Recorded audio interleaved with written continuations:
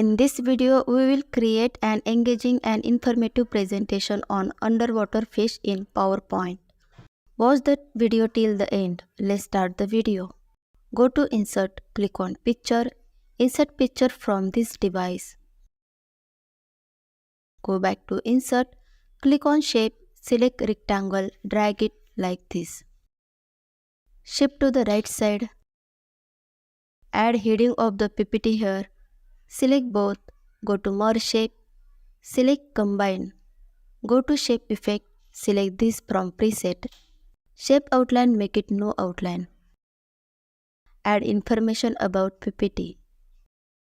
Then align middle. Click on right button, duplicate the slide. Select both and take it on slide. Go to Transition, select Morph. Increase duration size. Now go to full screen. So look how beautiful your animation looks.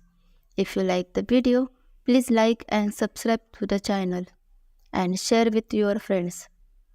Thank you.